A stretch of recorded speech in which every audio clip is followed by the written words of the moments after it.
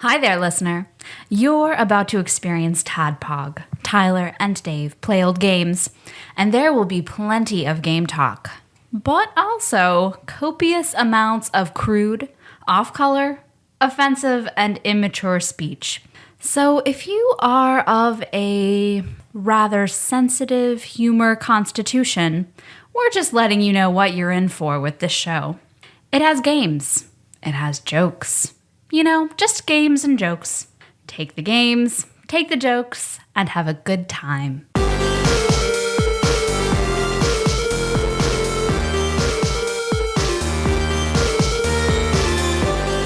Hello, Internet. Welcome to another TADPOG podcast. This is a show. Yep. We're just two old guys. That's it. Play old games. Mm-hmm. Yeah, no, it's totally accurate this week. It is. 100%. Yeah, 100%. this is an old game that we're talking about today. So, what are we doing? Well, it's Original Flavor Wednesday, so that means it's list time. So we are playing down through Digital Trends top 25 Sega Genesis games. Yes. So this week is number 14. That's right. I believe you said. Mm-hmm. Phantasy Star II. Electric Boogaloo. Yeah, I was like, This is Hit the Ground Running cast. We haven't had a lot of we didn't really chat or anything before. Usually we warm up. Yeah, I know. Do our acting exercises. I know. Lime face, lemon face. Fluff. We didn't even get to do any of that. Unique New York. Unique in New York. I almost fucked it up then. Yeah, so it's been a very busy day for both of us. Yeah. And I fucked up because I took Kenna to Meg's house today, which takes about an hour and a half. So I timed it where I would be back here at 8. It is not 8 because I got halfway home, stopped and got Subway, and when I got back on the interstate, got off on the wrong exit, went 45 minutes back to Clarksville, so I had to turn around to the whole hour, 30 minutes again. I've done that shit before. I fucking hate it. Were you not using GPS? No. Yeah. And whenever I was like, am I going the wrong way? When I pulled up my GPS, wouldn't work. I was out of range for everything. Yeah. So I'm sure it's fine. Because I was like, why am I seeing signs for Clarksville again? Shit. So I text you, sorry, it'll be 9. Yeah, no big deal. I've had a long day, but so I apologize if I'm low energy. But I tell you what, I have the cure for that. That's right. That's a Monster. That's a Monster Ultra Black. I drink one today. Yeah, I like them. They are good. They're good because I can't drink a white one now. They're too sweet. Once you go Ultra Black, yeah, it's true. It's true. So what you're saying is, Tyler, once you tasted a black one, there's no going back to the white one. Right. Yep. All right. I get it. I do. I understand. Once a black one fills your mouth with liquid goodness, there's no way you can go back to a white one. But before we start all the Phantasy Star II talk, I'm your bearded host, Tyler, and I see a package over there. Yeah. I also see something someone mailed to us. Yeah. Whoops. Hi-oh. Which I almost threw across your room accidentally. Yeah, here's a package here. This is from... That's a nice dick joke, by the way. Yeah. I feel like I didn't give it its due because I was too busy dropping a package over here. This is a package from Sandwich Pope Phil Hawkins. All right. For hopefully some reason, more of that coconut stuff.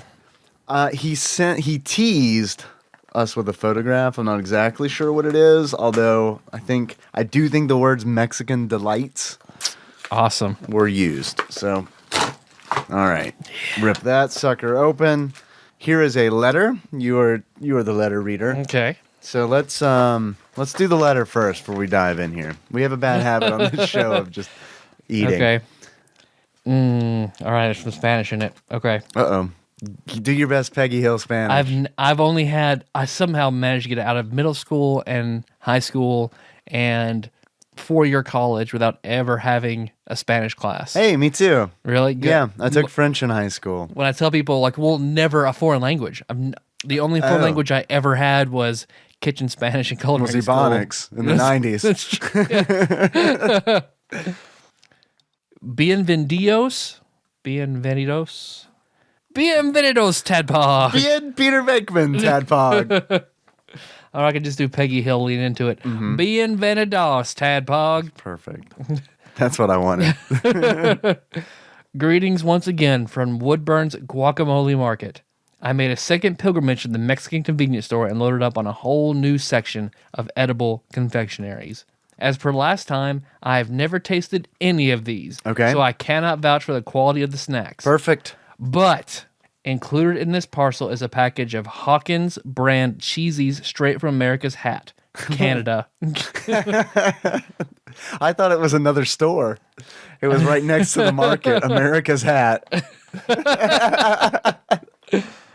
Now serving snacks.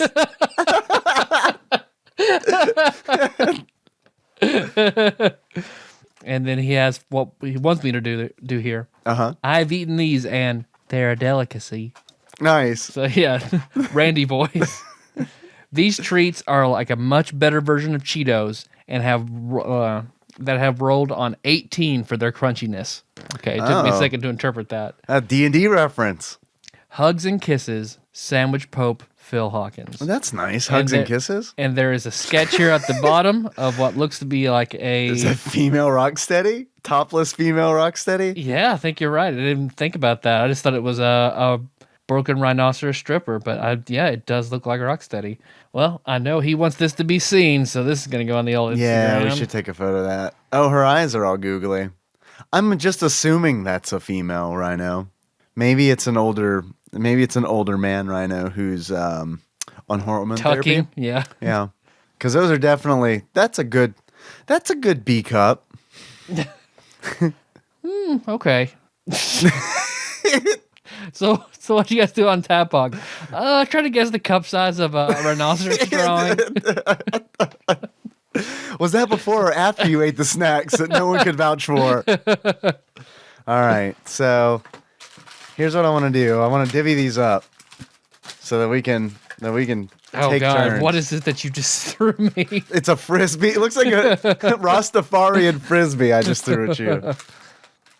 Oh, you know what I should do? I should have actually just given us one of each of those. Thank you. This is like Mardi Gras here. Mm-hmm. And by that I mean we saw a rhinoceros's tits.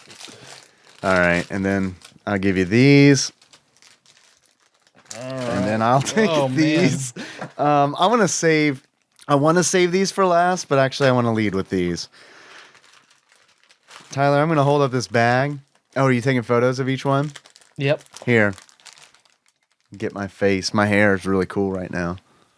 And there you go. All right. There's that one. Here. I like this. Here's this thing. Yep. Good. Here are these. This is really good podcasting. Oh, I know. We're doing really good. We're good boys. We're good podcasting boys right now. Just holding things up while they're being photographed. What?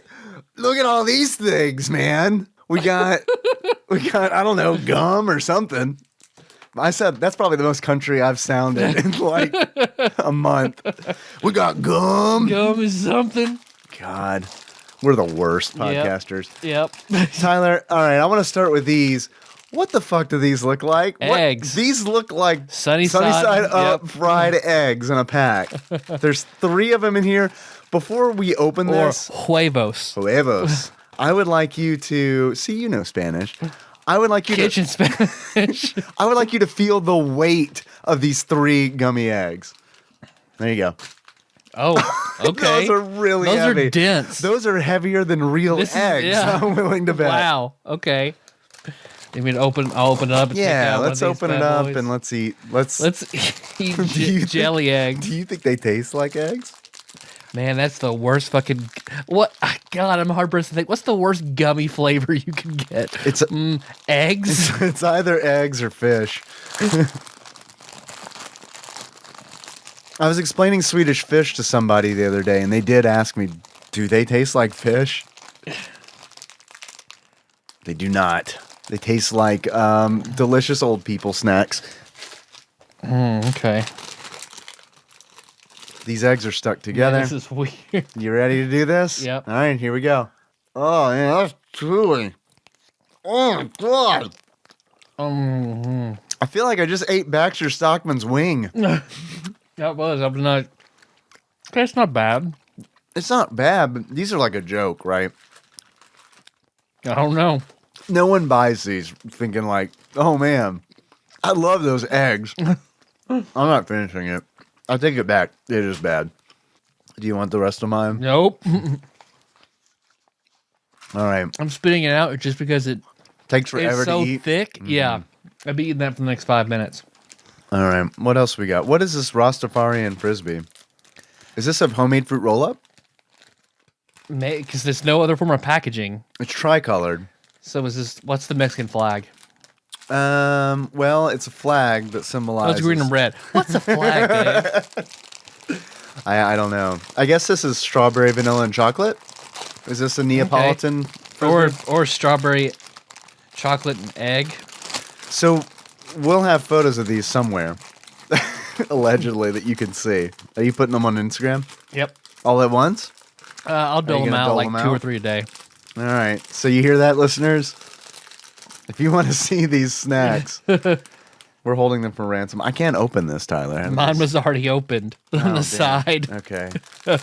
Mmm. There we go. Yeah. All right. So what is this? This does look like a fruit roll up, but not sticky. It smells good. Yeah. Okay. So it's a very flat snack. I swear, yeah, it looks like a fruit roll up that's brown, yellow, and red. They usually say don't eat the brown fruit roll ups, but All right. So you want to bite into the which end? the brown end. Yeah. Yeah, you let's, know. Let's bite the brown end. Yeah. I like this. Oh, I do not. Oh, it reminds me of something else, but I can't place it. I know. I had the same thought. It reminds me. Honestly, it reminds me of this candy that Phil sent us last time. Yeah, I'm gonna bite the strawberry to see if it's any different. You assume it's strawberry. Could be blood. I don't know. Very much blood. Wow. It tastes like this is all the same flavor. Oh, really? Well, no, maybe the strawberry end is a little different. Not that much though. Oh, Yeah. No. Oh, yeah. No, it's a different. little different. Well, red end is good end. Yeah. Ah, oh, Are you gonna eat yellow middle? yeah, I should. If I eat a fish face, I can do this. Oh yeah, that one's crunchy. That was crunchy for me too. And I don't think that's supposed to be. I don't know what the flavor is supposed to be. I don't know either, but I am gonna go ahead and finish this. Oh, wow, man, I hated that. Not bad from Dave. Oh, I'm surprised any kind of food wrecks you, man, after you ate those squids that Josh Edwards sent. yeah. I mean, that was more of a bravery thing. I are not brave. We'll say the fish faces were better than the plums we ate. Yeah, those plums are The gross. sour plums were, oh my god.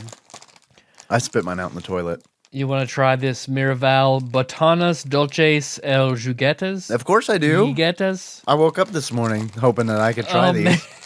I did. I was like, you know what? There's 2 things I want to do today.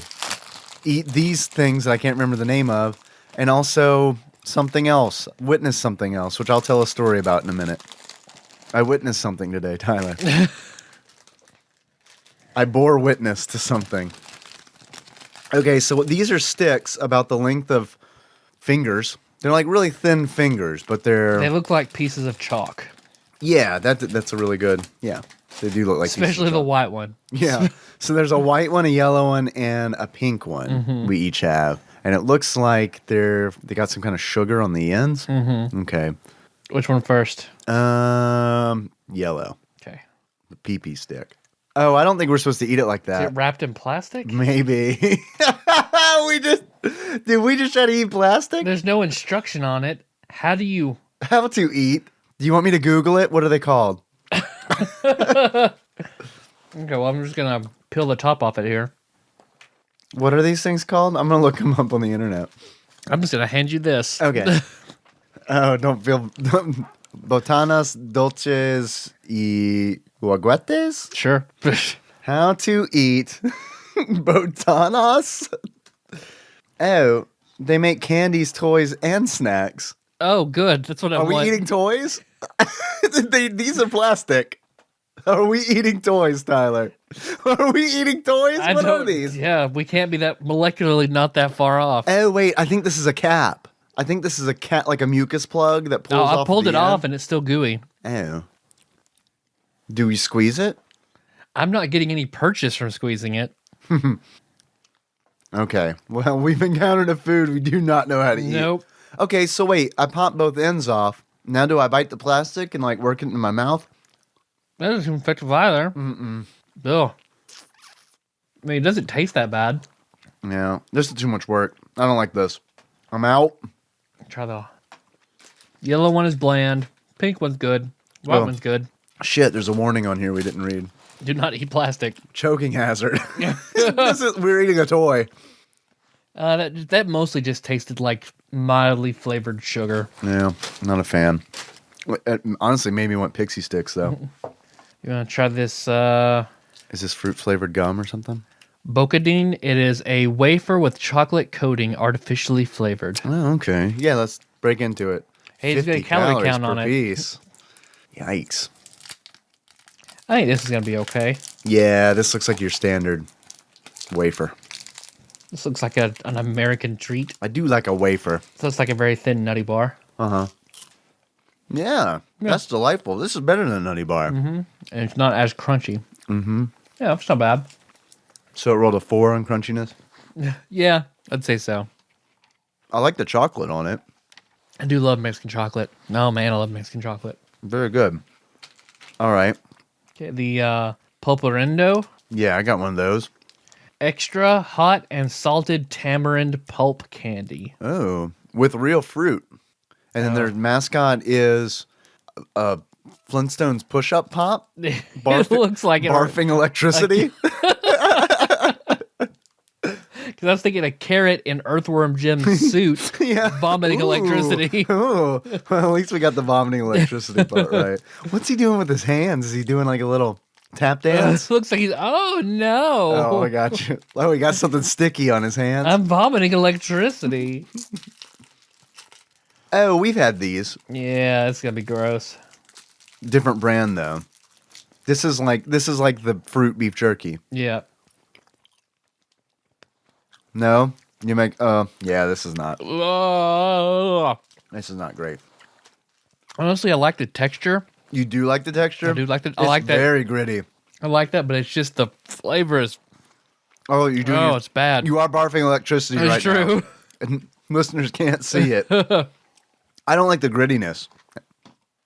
There's this sucker that looks like a dagger, like a Or a dunce hat. or I guess a lance, All right, let's see who can eat this the fastest. or It's just open it. It's a contest. Oh, it's flexible. I wasn't expecting that. Nope. Yep. Neither were I. It's like a witch's finger, but it's red. So I assume it's strawberry flavored. Hopefully not tamarind. Ooh. Whoa. A piece went flying somewhere in your room. Ooh, it's sticky too. Oh, this is good. Yeah. Oh, man. But be careful. If you have any fillings, they are going to come out. Oh, my God. Dude, this is super sticky. Whoa. This is super, super sticky. This is glue, essentially. This is red glue. Do you have a tire you need patched? Also, would you like a snack? That is probably 5,000 calories. Oh, come on. That's a choking hazard. Do you want to see which one of us can stick it farther down our throat? Oh, no, not where I thought you were going.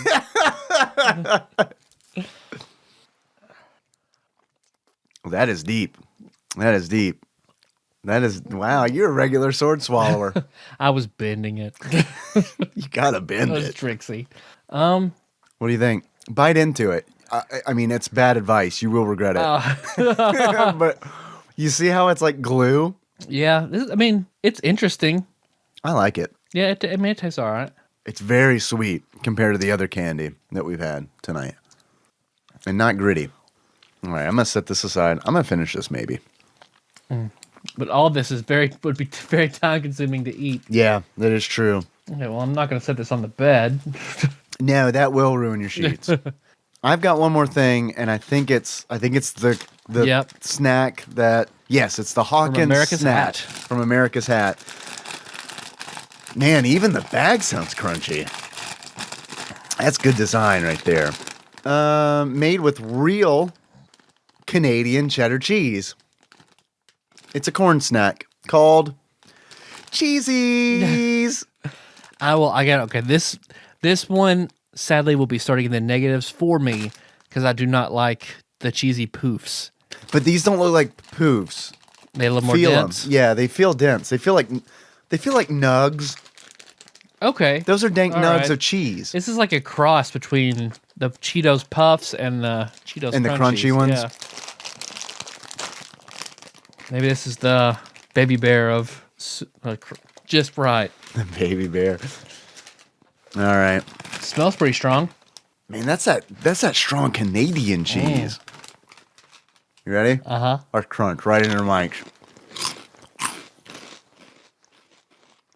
I mean, it's right in the middle, too, as far as poofy and crunchy. I wasn't expecting them to taste so... I wasn't expecting to taste the corn so much. Yeah, it's almost more like Fritos than a Cheeto. Exactly. Yeah, they're like Fritos dusted in quasi-Cheeto dust. It's different. I like it. This is a good like bar snack. Okay, yeah. Because it does kind of remind me of like corn nuts too a little bit. But with a little bit of cheese dusting on it. I'm good. You want more? Nah. I might finish this bag. Go for it. No, I won't. I just looked at the calories on the back. I will not finish this bag. Okay, that's interesting, Phil. Thank you, Sandwich Pope Phil Hawkins. Yeah, thank you, Phil. And thank you for listening, listener. I hope you enjoyed that. A lot of you probably didn't. Probably some not. of you really do, though. Yeah. So, Don't let us know. yeah. If you liked it, let us know. If you didn't like it, maintain silence.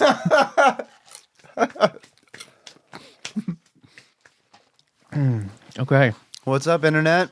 I am Dave, and now that I'm washing this cheesies out of my mouth, I have a little bit of a story to tell. Yeah. I have to share this. Okay, so when I woke up this morning, I didn't expect to eat all of this, these Mexican delicacies that Phil sent. I also did not expect to see in the same day 2 men on different occasions in different locations peeing on buildings. I saw 2 men in broad daylight peeing on buildings. I left work for a 15-minute break, and what I do on those breaks, I think I've said on the show before, I walk and play Pokemon Go. I hatch them eggs. I get some kilometers on my Poke Buddy, which right now is a Slowpoke, because I right. need to evolve that Slowbro. I know what'll happen, though. The moment I evolve him, I will like hatch one or something, or I'll catch one in the Yep. wild. Never fucking fails. Happened with Snorlax. I didn't have a Snorlax for the longest fucking time, and then all of a sudden one day I caught one, and then the next day I hatched one, and I fucking swear to you, every day since at work, I've seen one pop up on my sightings tab. All right, sorry for the Pokemon Go interjection. So I was walking down the road looking at my phone, and a car passed me. And I was like, oh, that happens a lot. This isn't a very busy road, but I mean, as I'm walking, cars pass all the time. And then I happen to look up, and I see the car down the block. But there's a man standing next to it facing a building called Paducah Blueprint. And he is just facing the wall. And I'm like, I remember looking up and being like, huh. He did something bad. He's in trouble. Yeah, what's that guy? What's that? He ain't gonna catch any Pokemon just standing there looking at the wall. And so I look back down, I keep walking, and I take like 3 steps, and I'm like, that guy was peeing. And I look up, and then, yep, sure enough, he's not even like trying to hide his dick. I mean, he's like probably a foot out from the wall, just holding his dick. He's a big dude, and just straight up just peeing on the wall. It's like 3:00 in the afternoon. So I had to make a decision. I was like, well, do I keep going and just pretend like this isn't happening? Or do I turn around and walk back? And what I decided to do was just go ahead and keep on walking. What I decided to do was get a story. Yeah, exactly. Yeah, that crossed my mind. So I keep walking, and I could tell that he was getting nervous, I guess, that someone was walking towards him while his dick was in his hand. So like he doesn't even let me get anywhere near, like I'm just walking my normal pace. I see him like hustle up. He tucks it in, gets in his car. I wish you would have started running at that point. Yeah, no, wait! I start pulling mine out. Like the T-1000, you just start doing that. You're running. I turn into liquid metal. Unfortunately, I get caught up in a bunch of pee on the sidewalk. So he Pee and Snorlaxes. Yeah, the ultimate trap. So he fumbles, gets his gooter back in his pants. He just wrestles that hog, stuffs it down there, hops in his car, and drives off. And so I'm like, okay, well, I guess crisis averted. And then like as I walk by, I'm like, I need to verify. Maybe it wasn't. Maybe he was. Oh yeah, he was definitely peeing. There is a puddle of pee on the ground. And what cracked me up was so that's right on the edge of a corner of the block. So I kind of skirt around the pee. And the moment I turn around the block, I see a cop car sitting there with a cop in it. Oh, damn. I know. If only I'd have known. We could have busted this pee-pee boy. Man, how bad? Because there are places you could pee covertly downtown. Oh, yeah. I mean, I've had to do it playing Pokemon Go down there when it's late at night. Yeah, they're playing, not beside a building right this there. was like, he was not obscured by bushes. He didn't have heavy cover, light cover, nothing. Didn't even cast obscuring mist. He was just straight up peeing. So that happened. And then this happened. I was going home. Well, I left work. I'll put it that way. I left work, and there's some good, I don't know if you know this, Tyler, there are some good Pokemon spots in bad parts of town here in Paducah. Man, I was so pissed yesterday when I found a Kabuto. You found one? Yeah, there was one. Did you catch it? Downtown. It was one of those ones where as soon as you throw the ball, I mean, they're gone immediately. Oh, ran it escapes instantly. Yeah. I feel like that's built in to be for something. I hear it's a bug. Because it was like green, and I threw a raspberry and an Ultra Ball, and just gone. I hate that. At least you found it. Yeah. I've seen it as a shadow on my sightings tab, but I've never seen one. So there are some really good Pokemon in some I'd say sketchy parts of town. Wizened Saged Ian turned me on to that. So I was like, okay, I'm going home. I'll just kind of head that way and see if I can find anything good. I found something good. Yeah. It was not a Pokemon. What it was a very thin white dude on a bicycle, and he was next to a church, but he was on the bicycle, and he had like his left foot on the pedal. He was holding the handlebars, and he had his right leg braced up against the side of the church wall. He had short shorts on, and he was peeing straight down his shorts. He was like a dog lifting his leg. Making no contact with his skin or Oh, no, shorts? he wasn't touching anything. No, it was just out, right, like just dangling out of his shorts, and it was just pee just coming straight out of the ground, 90-degree angle. That's something you have to get up in the morning and be like, I've got an idea for my bike ride. Man, how do I make this bike ride more interesting? Right around mile 2, I just kind of get bored. I listen to all my podcasts. I guess maybe I can pee right on that church. God. So I never expected to see 2 grown-ass men peeing in the daylight. So, somebody in Twitter must have posted a $100 prize for the most public urination picture. Do you think it was a national holiday that I didn't know about? I hope so. National Almost Become a Sex Offender Day. Yeah, that's Just pee in public. That's indecent exposure, right? Yep. Yeah, that's why I always get afraid to pee in public, even though when I really have to go. That's why I hug a bush, man. I hug it. I like crouch down. I'm like, I camouflage myself. I go to my shame bush, and that's where I go wee. So that was good. That's what I saw today. I enjoyed that. The true story. True motherfucking story. So I didn't get to tell the other story. I'll save that Okay. for another time. Yeah, because we're almost 32 minutes in. Okay, yeah. We should go. We should probably move on to the game. Yeah, because I had one I was thinking about telling too. Yeah, I'll just wait. It's fine. Hold on to it. Is yours about a dream? Because mine is. Mine's about what I did last Friday. Ooh, I know Yeah. you did last Friday. Do you? No. Because I didn't tell you, so I could tell you on the show. Oh, a surprise. Well, shit. Now I just want to have a story show. That works for me. No, we should do. I've already got art and everything for Phantasy Star 2. We're doing it. I'm committed. Tyler, do you hear that? I do. What is it? What is it that you hear, my good friend? Yeah, come on. Is it Bill? Yeah. Is it? Come on, Bill. You can get some PP out, get that prize. Come on. Get that prize. I got a big old bag of cheesies waiting for you when you're done draining the pipe. Get that treat from America's hat.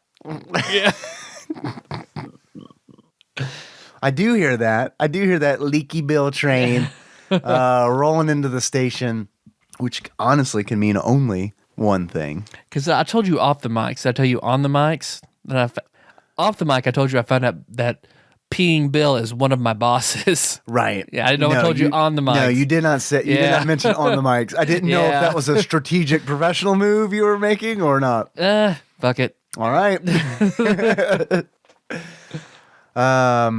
Of course I hear that. Of course I hear that PP train, which of course ushers in a segment that we like to call Dave Reads from Wikipedia.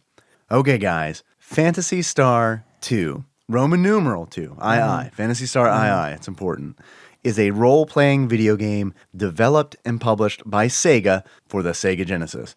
It was released in Japan in 1989. 1989, Tyler. Ooh. 1989. And it came out in North America and Europe in 1990. That's a year. That's a full year before the Super Nintendo came out. It's as old as my brother. Well, we have always said that about Ryan. Yeah. Hey, you're as old as Phantasy Star 2. Not Phantasy Star 1, Phantasy Star 2. You're welcome. Pam, I want to have a baby this year specifically to celebrate what's coming out pretty soon, Phantasy Star 2.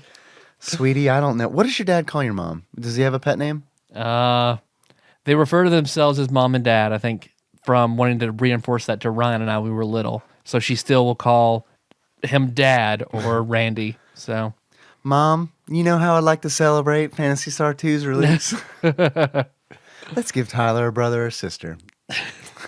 And name him Rolf. We'll get to that. That bad joke will make sense in a moment. The game Phantasy Star 2, not Ryan, was later ported to a variety of different platforms. Fantasy Ryan 2. Fantasy Ryan with a PH. Put it on his birth certificate. Fantasy Ryan 2 Holland. Let's see. An updated remake, Phantasy Star Generation 2, was released for the PlayStation 2 in 2005 in Japan. Okay. God, I was wishing it had been 2002. A lot of those words in that sentence ended with 2. Tyler, Phantasy Star 2 is the second installment in Sega's acclaimed Phantasy Star series and serves as a sequel to the original Phantasy Star for the Master System. Phantasy Star 2 takes place 1,000 years after the events of its predecessor and follows the journey of a government agent named Rolf, it is, and his friends, who are on a mission to discover why the protector of the planet Mota, Mother Brain, has started malfunctioning. Phantasy Star 2 was the first video game to use the 6 megabit cartridge, making it the biggest video game on a console at the time. Since its release, Phantasy Star 2 has been the subject of critical acclaim. So I guess Phantasy Star 2 is on the list because it's important.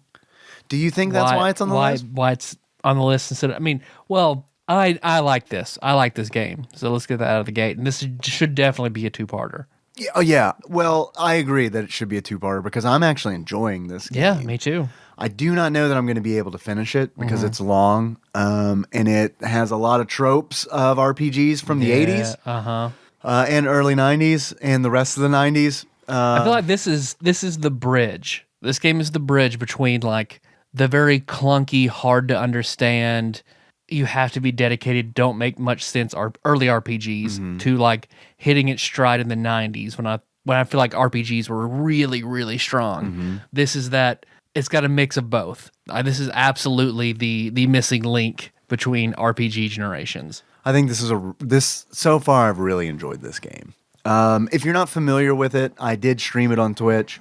I'll have a link to that in the show notes. If you don't feel like playing it yourself, although I suggest you try it at least if you're interested in RPGs at all. It is. I think it's a difficult game. Oh God, yes. I think it's a difficult game. Yeah, it is. And I do think it follows a lot of formulas that I don't like in early RPG video games, where it's very much like we talked about this recently in Sword of Vermilion, where it is go to a town, you'll have a quest in a dungeon, you do the quest in the dungeon, and then you go to the next town. Yep. I'm not very far into it. I wouldn't even say I'm halfway through the game by far, but that's already happened twice. And I don't know if it's going to continue or not, but it feels like it's just kind of like playing on that trope. Yeah. And I have to remind myself, 1989. This is, I mean, still pretty early. Yeah.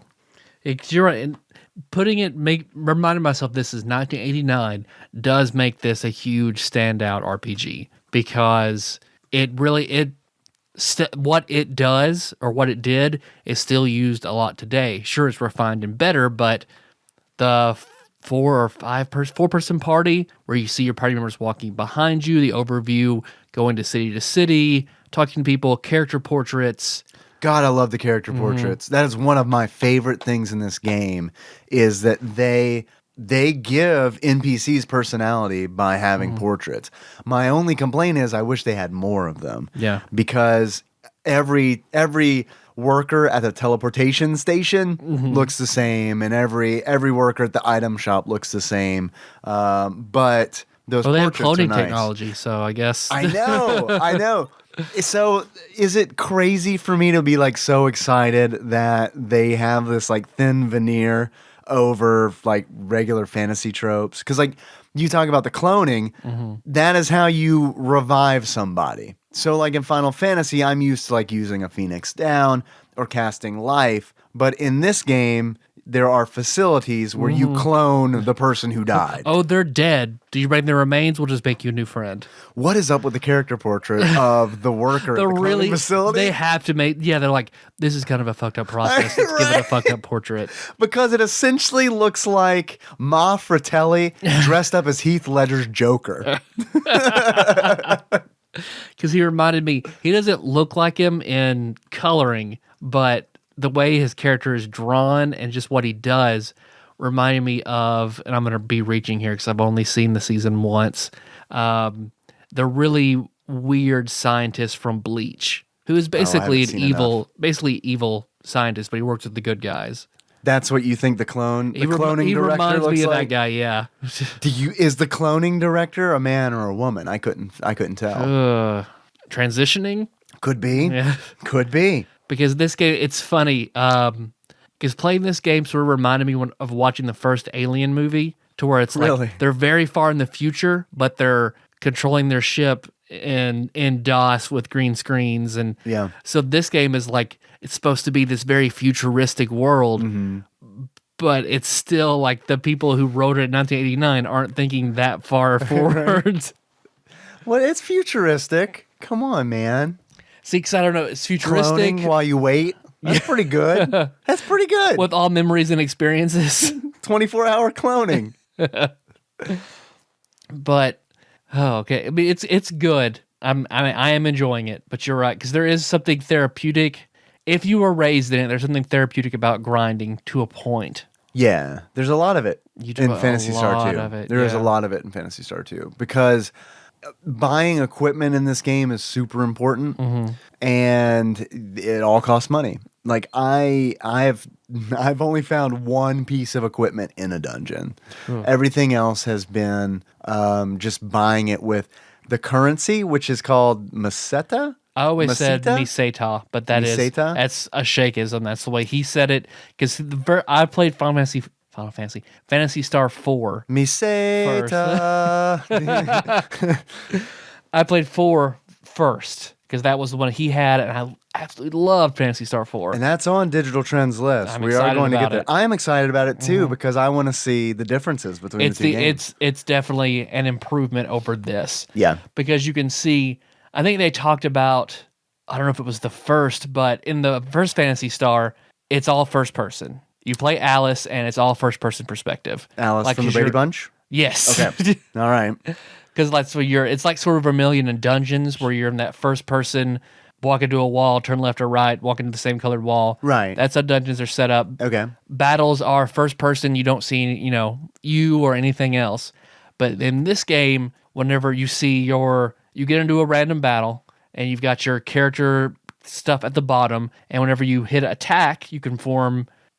It's the default is essentially auto attack, but then you can go to strategy and make all your characters do specific moves that you want them to do. But once they attack, then they actually physically appear, and then they appear by the enemy and make their striking motion or their spell casting motion, whatever you want to. And the enemies are moving and reacting, Right. And I feel like that's a big deal. A huge deal. Yeah. I like, especially for someone like me who grew up with the Final Fantasy style, like you got your party on one side, on the right side of the screen or the left side of the screen, and then the enemies are on the other side. And honestly, like when they attack, they just move forward, do like a little chop motion, and then step take back. a step back. This is so much better. Like this game, I feel like this game really tried to style itself like an anime or a manga. Oh yeah, Because all the portraits like an 80s, look like an 80s anime. Very much. absolutely. All the portraits are in like a manga art style, and all the animations, like the sprite animations during combat, they're very dramatic, and they're very, they're indicative of anime. Yeah. They just really are, like, and not like a goofy anime, but like an action, semi-realistic kind of anime. I really, really was impressed by that. Yeah. By the animations and by the art style. I think because they're also still trying to work the kinks out in it, I guess, because the battle background is just a grid. It's troned out. Yeah. It's a perspective grid. It's a blue perspective grid that flashes. The whole screen flashes red when damage is dealt. I like the Tron grid. Yeah. About 5 or 6 hours in, I remember thinking, it would have been nice if maybe they'd put like the background A of where you tree. are, Yeah. instead of just this, grid. Because I don't know if they just didn't know how to do it or ran out of time, because they fixed it in Phantasy Star 4 to my recollection. Really? So, the Genesis can do it. I guess maybe it's just early enough that they weren't. Maybe. They didn't know. I don't know. But, yeah. What do you think of the overworld? So we kind of talked about the combat, but like in the overworld, my initial reaction was these characters are super skinny and super tall. Don't they Yep. seem like really, They're really all tall? like 4 Barbie dolls walking in a single file line. All the NPCs are as well, but it's just weird because I'm used to that Square Enix style of squat, chibi kind of NPCs and overworld kind of deal. The overworld, even the map of the overworld is very generic, like you're blocked by trees and biodomes and tunnels everywhere you go. Yeah, that's how it connects, I guess, the biodomes to one another. And it's just like you walking around trying to find a bridge to another thing that looks just like it, to find a bridge to another thing that looks just like it, to a town that looks just like the last town. Yeah. So it definitely, you have to respect it for being like the pinnacle of its time, but it's also it's a work of its time. I will say, I'd like to go on the record and say I think this is the best RPG on the Sega Genesis that I've played so far. Yep. This is This is so much better than Sword of Vermilion. Oh yeah, This is way better than Sword Star of 2 Vermilion. is so much better. yeah. I think it's a lot better than Shadowrun. Beyond Oasis, I'm not counting as an RPG, even though I guess technically it is an action RPG. Yeah. Beyond Oasis is a great game. But I'm really interested in trying to finish Phantasy Star 2, Electric Boogaloo.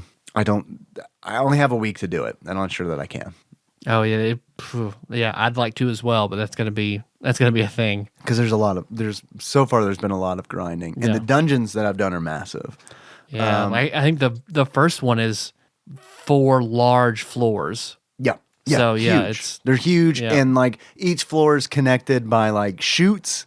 There's like little teleportation pads as well. So it's difficult because like of the tech in this world. It's difficult to even know where you're going to wind up in dungeons. I'm gonna level with you. I am 100% using maps that I found online. Because I looked at GameFAQs just for equipment. Because should I buy this equipment? Should I buy? Yeah, I didn't know like to buy off the bat because you're Rolf, and then you have your friend Nay. I call her Nay. I don't know. It's Nei, right? Yeah, that whenever you go out into a battle, she just has the defense tab. She can't attack. Right. She has no weapons. So like, what? And I go try to buy her dagger. What? And the weapons vendor's like, "What are you doing? You want to take this?" I'm like, "Okay, I assume she can't use it then." So then, okay, I'll buy her a steel bar. I buy her a steel bar. Go out. Well, then I look at the game facts. You can buy her 2 steel bars and equip them. Right, left hand. I didn't know that either. I didn't either. So, well, I was fortunate enough when I started playing, and I want to give them a shout out because they helped me immensely. There's 2 Russian dudes. I think they're Russian, who were hanging out in my Twitch chat as I was playing, and they are fucking experts on this game. Like, they were excited that I was playing the game, and they were totally like walking me through it like Matt Barger, Lord Matt, walked me through like Final Fantasy VI when I was in middle school, where it's like, I don't know everyone in my party is dead. What do? And then he had to teach me about Phoenix Down. So, which there's a lot of that. I want to give them a shout out for thanking me. That's True Neutral Eve Genius. okay. And Sweaty Rain. So thank you guys. Having you in chat, I honestly think made me appreciate this game more because I would have gotten frustrated because the way the battle system is not intuitive. It's not intuitive at all, but I like it a lot now because like you said, every character kind of has their default that they do. And I didn't know that you could choose which enemy to attack. I didn't know you could do that either. You can, well, it's kind of tricky, and I kind of like this style. So if you're fighting like mosquitoes and a toad, you can choose, if you go to strategy, you can choose what type of enemy you want to attack. And you could do that, but I didn't know like you because I'll fight like 2 toads and then 1 mosquito, and I can't choose which toad. So instead of ganging up on one and getting it out of the way, they'll attack first this one, then the other one. Right. They go back to that. They're one. not focus firing. Yeah. That bothered me a little bit at first, but I have to be honest with you. I like this style of combat better than Final Fantasy games because these battles don't get boring to me. In Final Fantasy, when I'm grinding, those battles start to get boring for me. But for some reason in Phantasy Star II, it's kind of one of those things where it's like, it is tactical, but it's not precise. So it's like there's a random element to it where it's like, ooh, I hope they kill the toad I need them to kill. Yeah, because you hit attack and just auto battle, and you'll auto battle until you hit cancel. So you just go round after round after round, which, I enjoyed that. It makes grinding easier. Yeah, it does. So. And I like that too. And honestly, it makes me want to. I've never been an auto battle kind of guy. I think that might change because I like it a lot in Phantasy Star 2. I think that bodes well for Suikoden then. Really? I like it a lot. I don't think grinding is a perfect answer. Like, I would love to see an RPG where grinding is fun, and when you don't need to do it, it stops. Like, for example, I'd love to see an RPG where you're playing it, and while you're grinding, you get little bits of narrative where it's like you get okay. little like background pieces on some of these characters that you wouldn't get otherwise. They're not super. They wouldn't be super important to the plot, but they would help give you a sense of the characters. I'd like to see that. That's a good point. Like where the characters are spending time together, so then you learn. Yeah, they're like maybe they're talking about their backstories. Right. Yeah, exactly. Yeah. Kind of like they do that kind of in Bravely Default, but it's not in battle, and it's always at an inopportune time. It feels like where it's like, oh, they want to talk about marmalade. Skip. Okay, I get it. But I guess the story of this game. Yeah, please you handle that because you know so much more about Phantasy Star than I. This is my first encounter with the series. I mean, because I played. It's been a long time. I just remember loving Phantasy Star because it was the first time I played something that was Final Fantasy-ish that wasn't Final Fantasy. So I played this was perfect on Shake's Nomad.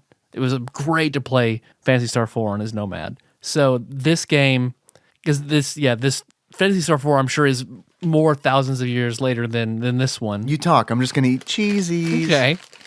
So it is, I guess in the first game, Alice, who is prominent in the whole series, because she's very, very important in 4. But Alice destroys some demon, which allows, I guess, the human population to flourish on this desert planet. So when I'm going to keep doing that. When Phantasy Star 2 pops up, 1,000 years later, they've, with the help of, like, this AI, they have terraformed the whole planet, and they're living peacefully in different cities, and everything is run by Mother Brain, the mysterious AI, which if you go into headquarters and research Mother Brain and ask people, you find out that Mother Brain runs everything. It's like a dystopian future where this computer program... Even Metroid. Yeah. She's terraformed the planet. She assigns them their jobs, helps grow their food. Like, she's done every single thing on this planet. So the red flag is like, oh, okay.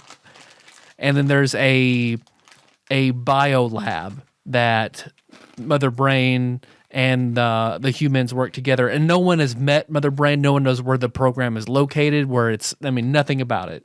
So then humans are doing experiments between it and animals and making new animals and things like that for the population. And something goes wrong, and it starts making monsters, and the monsters overrun. They're everywhere, and Rolf is new to the military and is conscripted in to go up and find what's wrong. Go, bye. And it starts with him having a dream of a woman fighting a demon? That's Alice in the final boss. Right, okay. In Phantasy Star 1. Okay. All right, gotcha. Yep. So yeah, he wakes up, and then it throws you into it more because then he goes up to his... And he does... The writing is... I guess translation isn't great, but the writing is really weird. And the way the grammar is awful, so it all just turns one huge text mess where you're trying to figure out who said what and what's inner monologue, what is being said out loud. So then he goes up, and he's been living with a girl that he saved who is essentially half human, half animal. Yeah, she's I think she called it half monstrosity. Yeah, everyone hates her. She's awful. Because she's a genetic freak. Yeah. Essentially, she's a mutant. Yeah. I mean, she's pretty good looking still. Yep. I mean, as far as genetic freaks she just go. looks like she just has elf ears. Yeah, elf ears and a purple leotard. Yep. So, I mean, I'm okay with all that. Sounds good. So Rolf tells her, hey, I gotta go do this thing. I'll see you. Oh, I want to go with you. Probably shouldn't, but I really want to. Okay, let's go. Yeah.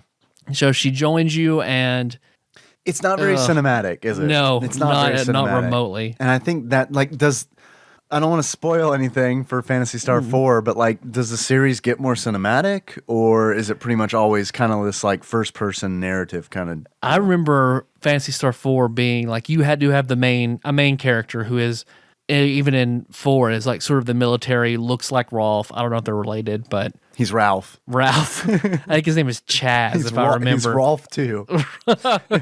Chaz, okay. And You know, Chaz spelled backwards is Rolf. that he it is more cinematic. The writing's a lot better in 4. Like, people die and it's tragic. Because I told you before that 4 reminds me of Final Fantasy 4 in a lot of ways. Right. So, and I laughed in this game because you go to you have to go to the biolab, but you're being blocked. This tunnel, he walks in, and Rolf's like, "Oh no, there's that guy who tried to kill Nay.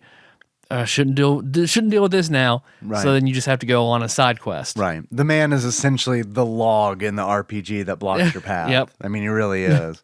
So the first city you go to has been like someone has come in and kidnapped everybody, killed everybody. Bandits. Yeah.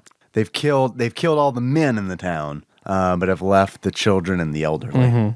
Because when I talked to one of the kids, it made me laugh out loud because like, these bandits are Making me thirsty. These bandits are making me thirsty. These bandits are making me thirsty. Let's do this for the next 20 minutes. Can we? Sure. That these bandits are very paranoid. I don't understand them. They keep all their things in locked containers. And I was like, oh shit. What are they hiding? Is this 1984? What are you hiding? You should need locks if you're hiding something. And then, despite the fact all this future tech, they destroy the city by using dynamite.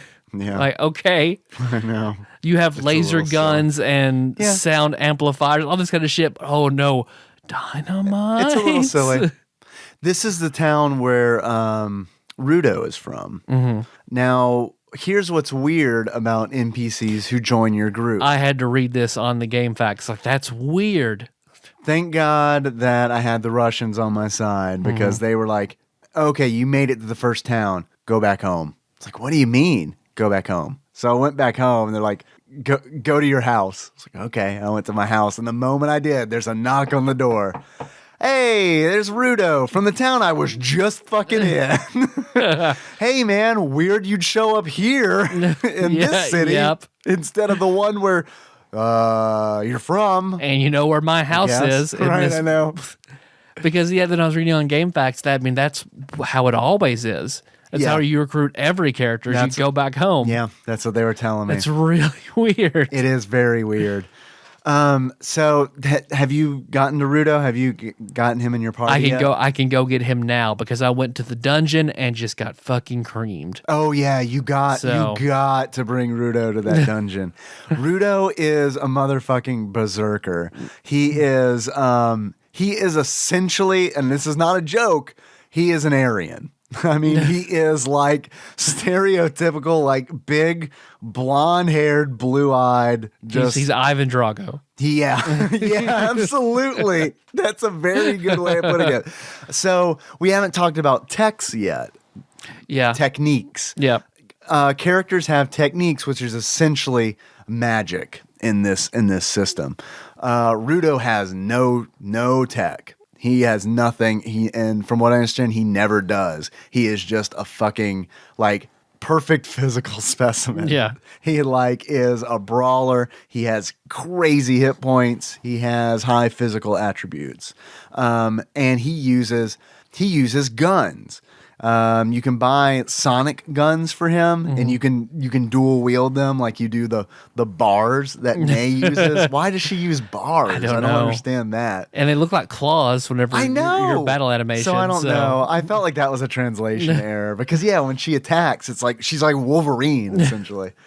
So Rudo, you can eventually buy a shotgun for Rudo, and I highly recommend it because it is. See, the game facts said to dual wield, so I'm interested in hearing. We're reading different game facts. Okay. Because the one that I read said you can deal more damage with dual wielding sonic guns, but the shotgun gives you an AOE physical attack. So like if I'm attacking a frog and there happens to be more than one frog, there's a chance that damage will spread. And I like that a lot. Yeah.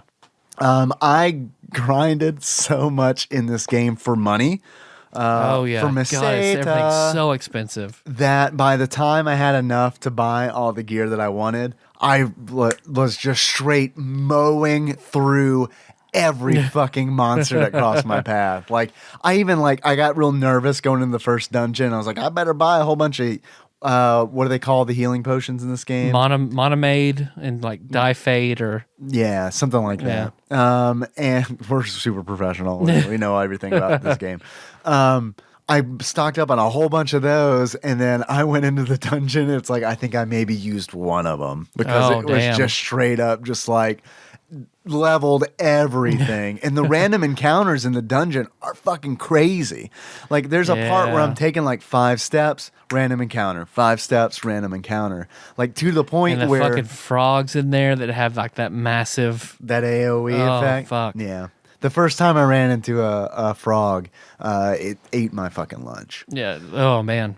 So because I kept going back and grinding. I was like, man, this is fucking hard. I need to go back, buy, I guess, max equipment. It's gonna take forever. Yeah. Oh, there's another party member waiting for you. Okay. Well, that's what I'm doing. That's what I'm doing next. I met the. That's what all my time this week was spent trying to level up to beat that. I met the next one who is a doctor. Her name is Amy. Okay. She's a good gorilla. I was about to say. But it's funny because I wouldn't have said this a couple years ago, but now that I've watched some Doctor Who, it's weird to see Amy and the phrase companion used in the same sentence and not think about Amy Pond. How are you enjoying the Matt Smith era? It's okay. I still miss David Tennant. Still a Tennant fan? I'm still definitely like. It's gonna take a lot for me to. It's gonna take a lot to edge out David Tennant. I'm so excited for you to see the 50th anniversary. Then, Yeah, because the crossover between the Doctors have to all meet. So yeah, that sounds fun. Good episode. Even though Eccleston bowed out, wouldn't do it. You know, I hated him at first, but by the end of his run, I actually liked him a lot. Yeah, I was sad to see him go. Matt Smith is. There's something about him. I don't know. He's just too. This is gonna sound weird, and maybe it's because I haven't spent a lot of time with him yet. But he just seems to like, just too like foppishly charming. You know what I mean? Oh, he's the fan service. He's the youngest Doctor. Yeah, the youngest actor to ever play the Doctor. And I'm not saying that's gonna work for some people. It's like I'm not saying that means that he's a bad Doctor. It just means that it's harder for me to initially latch on to him. Yeah, because immediately I'm just like, David Tennant. Like I saw him get really dark. And this guy just kind of seems to be like, I don't know. Yeah, they sort of explain. Foppish goofball. That's why I really like the 50th anniversary, because they explain why 9, 10, and 11 are all different, why their personality goes in a certain direction. Well, it's because, I think you've told me this before, it's because they're compensating for weaknesses in the previous regeneration. Is that right? Yeah. I think that's a cool concept. I love that. That's wonderful. So then 12 is... They reach a resolution for Matt Smith. So 12 is like a fresh start. Yeah, Peter Capaldi. I like this Doctor Who talk. Yeah. I need to get back into it because I haven't watched it. I haven't finished the second half of the last season. I like Capaldi okay, but he's so very different. I hate the companion. I fucking hate Clara Oswald. Oh, can't stand her. So, what don't you like about her? Now that they're actually, her character arc doesn't lend for any character development in the first season. So she's just, it's interesting but boring. And then now she can grow as a character, but she's just a kind of bitchy. Like I just don't like, I feel like you need to, because Capaldi is a darker, more serious Doctor. Yeah. So I feel like you need sort of a lighter companion, wherever the companion is also darker and moody. Yeah. So I miss Donna, yo. Yeah, man. Oh, David Tennant, and I mean, like that is probably the best my favorite. Yeah, man. My favorite combination, because like they were totally like they were just friends. You know what I mean? Yep. They were just like friends. After all the sexual Yeah, tension they're you've seen not the whole interested time. in each other at fucking all. I loved that. They were just friends, and they Yep. were just doing their thing. And it's like what I loved about. God, this is a podcast about Phantasy Star II, but I do want to say this. What I loved about Donna was like she wasn't always up the doctor's ass. Like she was very independent, and Yep. she would like want to do her own shit to the point where there's several episodes where she's in it, but she's not with the doctor. Yeah. Like I can't remember the name of the episode where he's on a train. They're essentially on vacation, and he takes a space train. Like she is in that episode, but like not as a companion. Really, she's just kind of like at the end, like, oh, good story. Did you know Peter Capaldi is in the Pompeii episode that they're in together? No. Yeah. I didn't know he's that. like Peter Capaldi plays the guy that the doctor saves from Pompeii. Really? So is there a connection there? They or- explain in why he looks like him, that character now. Oh, interesting. So Okay. Can I ask you a question? A Doctor Who question. I don't want crazy spoilers, but I do want an answer to this question. okay. Does anything ever happen with Shakespeare? Because like I feel like when they first meet Shakespeare, when Tennant first meets Shakespeare, Okay. there's this like it's a weird introduction to him. Like that feels like something that's going to be resolved later on. And I still haven't seen anything remotely connected. Well, same thing for Jenny, the doctor, the female clone of the doctor. Yeah. Nothing ever happens with her. Fuck, man. I don't remember anything with Shakespeare either. God damn it! I do not want to hear Yeah. that because like when I saw it, I was like, oh, for sure, that's a dangling story plot they're gonna pick up. It certainly could be. Like they'll wait 2 doctors and pick up a storyline from that long ago. So, Phantasy Star II. yep, Phantasy Star II. Sorry, everybody. Well, we wanted to talk about something else I did. Yeah, I'm glad But, that we did. because we're about an hour 10, so we're getting long in the tooth now. All right. Which there's more. I need to play more Phantasy Star 2 to keep talking about it. To be I get it. perfectly honest. Can I say one thing before we stop talking about Phantasy Star II? Yep. I really like David Tennant. I love Rolf is very much like David Tennant. Rolf reminds me of David Tennant in this episode. Now, I really liked, I fucking love the music in this game.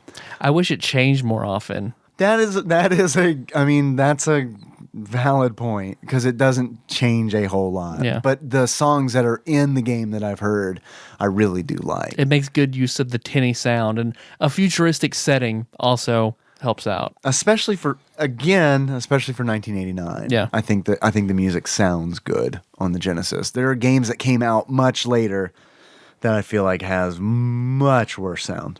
So I want to do research into why 2 and 4 are on this list and 3 is not. And not 3. Yeah. Have you played 3? Nope. Well, I mean, maybe no one played maybe it. they changed the formula up a lot. Yeah. So they draft. I don't know. I understand why 1's not on it. Master System. Right. Yep. But 3, that is a good question. So we'll have to play it eventually. Eventually. So that I'll have achievements and beards and glasses next Yep. week. I got some achievements waiting. I got some in the wings. Yep, already. So what's going to happen is I'm going to have like 8 achievements the next time we talk about this game. Guess let's see. Oh, the techniques. We were starting to talk about the techniques, then we Yeah. changed it up. Yeah, because Arian doesn't have them. Yeah, and He Nay traded them for occult for Nazi bigger power. weapons and guns. Because Nay is the only one that can heal starting off. So Right. she's out of the gate. She can heal, Right. which is good. You need that. And then it still took a long time for me to pick up a spell for Rolf. I think because I remember looking at techniques. The technique is like Ryuka, but then when I went into battle, it was Foy. Oh, it changes in battle? Yeah, because whenever you use Foy, he raises his hand. It does like a lightning blast. It does a tremendous amount of damage. Oh, I didn't know that. I just assumed that his technique was only what it is on the overworld, which are all teleportation magic, essentially. Oh, okay. I did not realize that it changed in battle. Naze doesn't change outside, does it? I don't. I have to check now. Because I didn't use any techniques outside of battle. Well, Right. besides healing, I used that outside of battle, but I didn't use Yeah. anything else. Speaking of teleportation, that teleportation worker is pretty good looking. Mm-hmm. If Bloody Handed Otaku, if you're listening, you can find a pillowcase of the teleportation worker from Phantasy Star II. Challenge issued. Please don't do that. You've given us enough stuff. But I am curious if it exists. There's no fucking way. There's no fucking way that exists. Because Sean Miller just sent me a picture.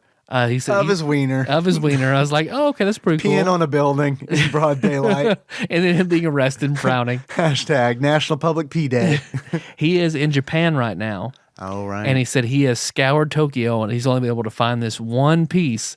He sent me a picture of the good black mage. I guess maybe he's a white mage from Final Fantasy XI. The guy who has like the multicolored outfit and like the scarf on his head. Yeah, I'm trying to remember, but I'm having a difficulty. I'll What race I'll is put he? it up there. Tartaru. Okay. Yeah, I think I might know who you're talking about. So he's like, finally I found this and I can find nothing else about this game in Japan. It's like, oh, that sucks. Yeah. Well, it's an old game. Yeah. That's all I have to say about Phantasy Star 2 for now. All right. So we're going to continue this. Are you okay continuing this next Wednesday? Yep. That'll give us an extra full week to play the game, and maybe I can meet some more of the characters and develop the story a little bit more. Sounds good. So that leaves us with a show to do on Monday. What do you want to do for that? I feel like we should do Altered Beast. Altered Beast. Is that a long game? No. Yeah. Okay. is Altered not. Beast it is. I think it's four levels, 5 levels. Okay. It's pretty short. Okay. That sounds good. We have a busy day on Saturday, assuming that we're going to record that episode on Saturday. That's true. Because we are also going to be streaming session 0 of a D&D game on our Twitch channel. So if you're into D&D at all, there's probably not going to be any gameplay on this stream. It's going to be us kind of setting up to play the following Saturday. Play it in the background while you clean your house. Yeah, exactly. But if you want to hang out, I mean, come and join us. We're shooting to do it like at 9:00 Central on Saturday. Anything else that we need to do? Nope. All right. Thanks for listening, everybody. You can find the show on iTunes, SoundCloud, or Stitcher. So don't miss the next episode. We can be talking about Altered Beast. Yeah. There you go, Joe Willard. Altered Beast. You got it. Let's see. We're everywhere. So if you want to go to iTunes, leave us a 5-star written review. That helps. Go to Amazon. You pick up a shirt. Leave that a 5-star review. Go to Stitcher. 5-star review. You can comment card at Denny's. TADPOG. 5-star review. Man, that is a Yeah. good idea. Yeah. We need comment cards, I feel like, to leave at restaurants. That's just like, how was your podcast experience Did today? you eavesdrop on our conversation? Would you like to hear more of this? So all that helps us out. So we also we're on Facebook and Twitter. So if you want to get in touch with us, there's a game you want us to play, host for an episode, if you have a Patreon request, just get in touch with us. Whatever you request, we promise we will get to that. Eventually. You want us to take a week off? Let us know. Yep. I'm so proud of us. We have not missed a fucking published date. We haven't. 4 years. We have not. And I know that I am totally We've had weddings, babies, deaths, everything. We've knocking on that wood, man, because I know I'm tempting fate. But man, that is a big deal. That is a big deal for us. I mean, let's be honest for a minute. For us, that's a huge deal. And it's led us to have a staggering amount of content. A huge amount of content. We have so much girth to our content that we can't find an RSS feed to hold it. We're just spilling over. We are the Busty Petite of video game podcasts. Oh, I'm sorry. I didn't mean Busty Petite. I meant bursting out. Busting out? Bursting out. I think it's bursting out. It doesn't matter. There's large breasts on that subreddit. We're the Lucy Wild. We have a lot of content, and we look handicapped. Yeah, people think that we're mentally not all there. I get it. All right, guys. Like Tyler said, we're going to be back. We're going to be talking about Altered Beast for Joe Willard. In the meantime, you can always find us on tadpog.com. That's where the show notes live. You can find us on Facebook. We're at facebook.com/tadpog. There is a lot of cool people doing a lot of cool shit on there. You guys who like us on Facebook are fucking awesome because you comment and you start conversations. It is amazing. I fucking love being at work and taking a little bit of a break and just seeing what people are saying. I really fucking love it. So you guys are amazing. I also want to thank everybody for retweeting us. You can find us on Twitter. We are at @tadpog_podcast. It's cumbersome, I realize, but I am also having a lot of fun on there, talking to other people, talking to other podcasts. I know last podcast I mentioned the Stale Popcorn podcast. So in continuation of that, I've mentioned them before on the show, and actually, I'm going to switch it up. I was going to go with someone else. I'll save them for later. Because I listened to them on the way here to record, I want to give out a shout out to Hops and Heroes because they were on hiatus for a little bit, but they're back, and I'm finally listening to their Dragon Con episode. I finished that today. I'm about 5 minutes through, almost done with it. And I really like it. And if you are curious... It made me sad I didn't get to go to Dragon Con. Are you going next year? Oh, I'm going next year, okay, yeah. Good. All right. Well, what it made me do, listening to Bailey talk about, and Drew, but mainly Bailey talked about costumes, I feel like, and all the cosplay, it made me like, I kind of want to dress up. I'm not going to lie. I kind of want to dress up. And this is crazy, but I had so much fun this past Dragon Con at the one of the dance parties. I kind of want to go to more of those. I kind of want to be drunk the entire time. Is what I'm saying. Hey, I'm with you. I will help you do that. You really like it when I'm drunk. I do. You really like it when I'm drunk. Drunk Dave's a good guy. Yeah. Sober Dave, total asshole. Sober Dave likes to watch grown men pee. So check out Hops and Heroes. I like this thing. I'm going to keep plugging podcasts every episode. It's good. Let's see. What else do we got? You want to call us? You can do so at 270-883-2555. Do you want to mail us something? Would you like us to eat something on the show? Mail it to us. Send it to Tadpog Studios, care of Nicole Nance, P.O. Box 3785, Paducah, Kentucky 42002. Don't worry if you misspell Tadpog Studios, because if you're like Phil and send it to Tadpog Studies, we'll still receive it. I'll take a picture of that. That'll be in the show notes. There you go, Phil. Hey, did you like this episode where we kind of talked about Phantasy Star II for a little bit? If you did, you can give us money. You can give us money for the privilege of not hearing us talk about the game we're supposed to talk about. Just kidding. I feel like we did a good job today. I want to take a moment to thank some people who have recently donated on Patreon. I'd like to thank Micah Purdue, a.k.a. Exalted Lord Mike of Purdue, for upping his pledge recently. I would like to thank Phil Hawkins for recently upping his pledge as well. And I would like to thank Chase Coburn for making a first-time Patreon donation. All right. So Chase in the Dream, Chase Coburn, thank you very much. We appreciate it. Glad to have you. I hope you enjoy all the bonus episodes that we have up there, because we have... Hope you enjoy the filth that is Everybody is John. The filth that is... 50 Shades of Yellow, the Jasmine story. The Jasmine story.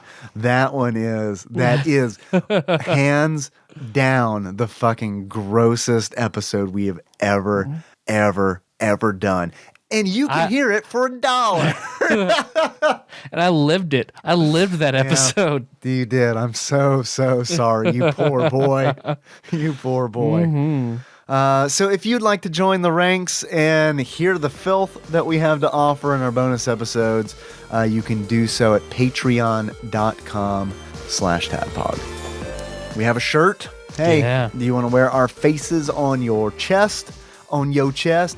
Put our faces on your tits. You can do so by, no shit, going to Amazon and just typing in TADPOG. And you'll find our Yeah. shows. I think Fuck that's yeah. really fucking cool. Anything else? Let's see. If they want to send us something, did you actually read the address? Yeah, I did. They send it to TADPOG Studies. Yep, Tadpog Studies. Okay.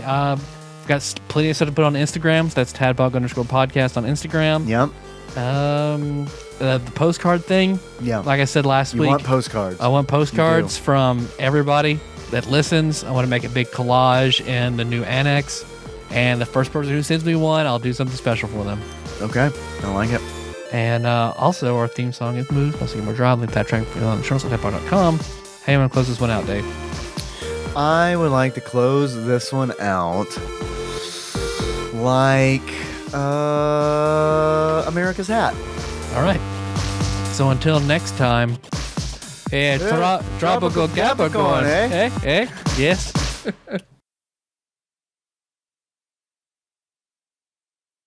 That's hard to not devolve into another accent. What accent was that? I don't know, because the and then it was quickly going, Quickly. then tropical Capricorn. I don't know where You're it is. gone- you're Then gone- it's you're going gone Indian. Indian. It's going Indian. Yeah. Okay. All right. Neither of us are comfortable with that realization. Yeah, both of us, when it dawned on us, we made eye contact. Like, oh, God, we're the worst.